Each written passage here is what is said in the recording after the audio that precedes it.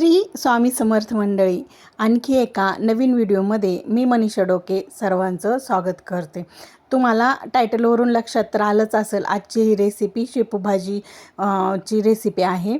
तर त्यासाठी मी इथं काय केलेलं आहे, शेपू भाजी घेतलेली आहे। ती शेपू भाजी एकदम कवळी, छान हिरवीगार अशी मस्त फ्रेश अशी शेपू भाजी आहे।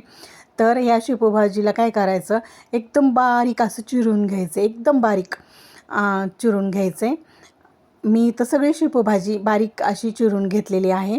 आणि आता ह्या भाजीला काय करायचं, स्वच्छ पाण्याने असं धुवून घ्यायचे, एकदम 2 पाण्याने इथं मी भाजी धुवून घेतलेली आहे। ह्या भाजीला कसं स्वतःचा असा एक वास असतो किंवा गंध असतो तिला।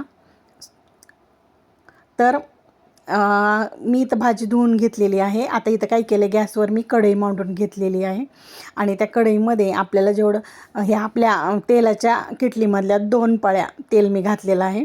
आणि तेल छान गरम झाल्याच्या नंतर त्यामध्ये मी मोहरी घातली। अगोदर मोहरी छान तडतडल्याच्या नंतर जिरं घातले। जिरी मोहरी छान तडतडल्याच्या नंतर मी इथं काय केलं, 1 गड्डी लसणाची छान अशी सोलून घेतली होती आणि ती छान खलबत्त्यात अशी ठेचून घेतलेली होती। तो लसूण घालायचा आहे। लसूण छान तांबूस रंगावर झाल्याच्या नंतर त्यामध्ये काय करायचं, कांदा घालायचा आहे। कांदा मी तर 1 मोठा कांदा बारीक चिरून घेतलेला आहे। कांदा तुमच्या आवडीनुसार तुम्ही घालू शकता, कमी जास्त। आणि तो काय करायचा, छान असा त्या लसणामध्ये आणि त्या फोडणीमध्ये कांदा छान असा परतून घ्यायचा आहे। कांदा एकदम खमंग असा परतून घ्यायचा आहे। नंतर त्यामध्ये कढीपत्त्याची पानं घालायची आहेत काही। कढीपत्ताही छान असं परतून घ्यायचा आहे फोडणीमध्ये। आता इथं कढीपत्ता कांदा छान परतून झालेला आहे।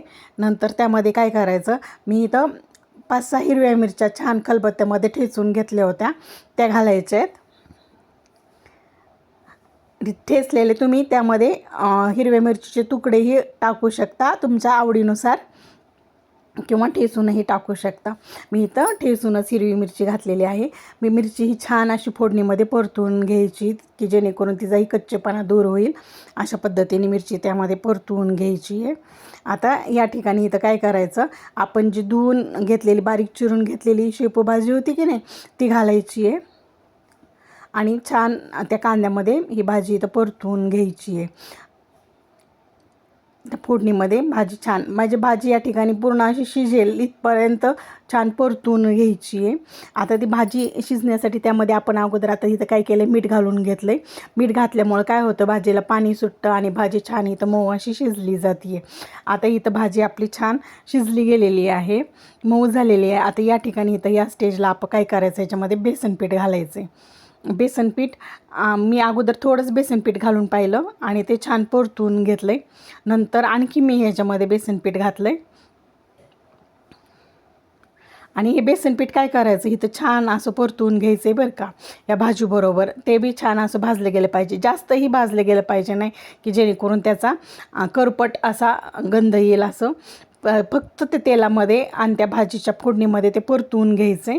नंतर त्यामध्ये काय करायचं, हळद घालायची आणि हे छान असं मिक्स करून घ्यायचे बेसन पीठ। आणि आता या ठिकाणी तर काय करायचं, गरमच पाणी घालायचं, की जेणेकरून या बेसन पिठाच्या गुठळ्या होणार नाही आहेत। गरम पाणी घातल्यामुळं काय होतं, बेसन पिठाच्या गुठळ्या होत नाहीत, ते छान असं मिक्स होतं त्या पाण्यामध्ये। आता हे छान असं घोटून घ्यायचं आहे। तर आपण आज इथं केलेलं आहे शेपू भाजीचं पिठलं। हे पिठलं खायला खूप छान लागतं बरं का।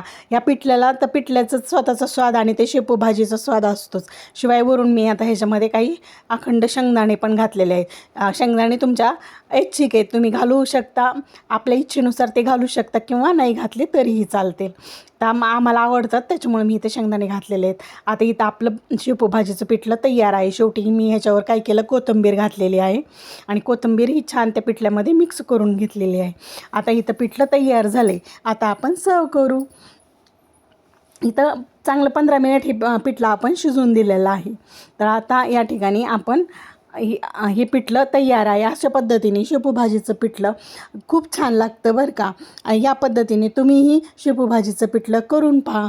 आणि जर माझा व्हिडिओ आवडला तर जास्तीत जास्त शेअर करा आणि हो, आपल्या चॅनलला नक्की सबस्क्राईब करा।